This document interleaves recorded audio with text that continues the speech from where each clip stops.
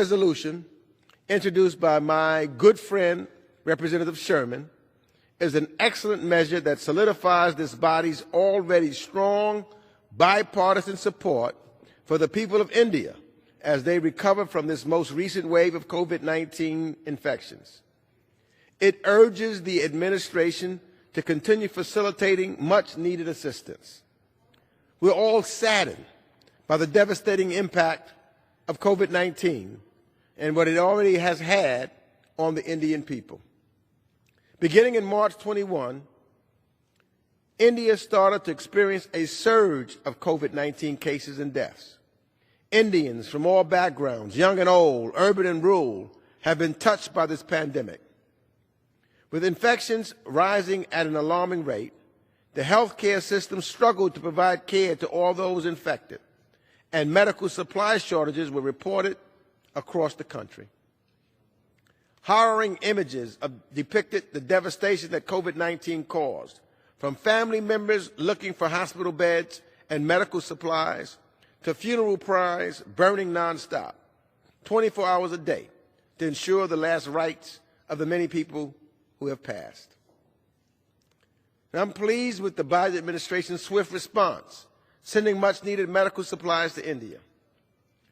It was not just the American government that contributed.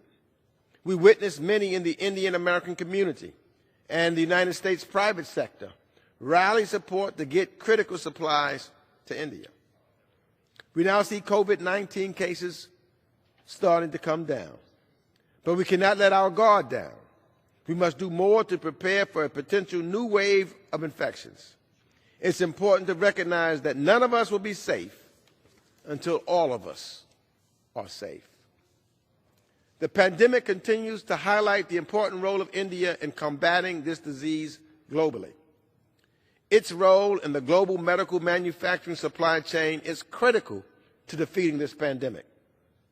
The global community relies on Indian pharmaceutical and vaccine manufacturing capability. What happens in India also has spillover effects in neighboring countries like Nepal. Again, I thank Mr. Sherman, the gentleman from California, for putting forth this resolution, and I ask my colleagues to vote in favor of it and stand in solidarity with the people of India. I reserve the balance of my time. The gentleman from New York reserves. The gentlelady from California is recognized. Thank you, Mr. Speaker. I, too, want to thank my colleagues, Congressman Sherman and Congressman Shabat, for introducing this resolution. COVID-19 has had a devastating impact in the world, but some countries have been hit harder than others. In March of this year, just as Americans were receiving COVID-19 vaccines and the United States was seeing a decline in cases, infections in India began to surge. A year before, in the spring of 2020, when the United States was experiencing a spike in COVID-19 cases, India came to our aid and lifted its export ban on certain drugs in response to a request by the United States. In response to India's surge, the United States quickly delivered much-needed supplies such as PPE, rapid tests, and other drugs to India. This action from the United States, the world's oldest democracy, to India, the world's largest democracy, is only fitting. India and the United States are natural partners, and COVID-19 has only proven our ties are growing stronger.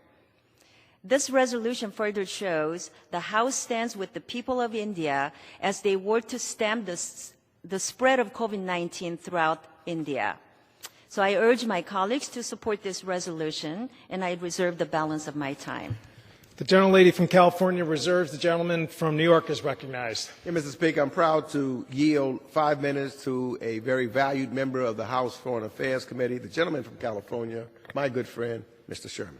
The gentleman from California is recognized for 5 minutes. I thank my good friend for yielding. I want to thank my colleague and co-chair of the House Caucus on India and Indian Americans, Mr. Shabat, for joining with me in introducing this resolution. Mr. Shabat and I introduced this resolution recognizing the devastating impact that COVID-19 has had on India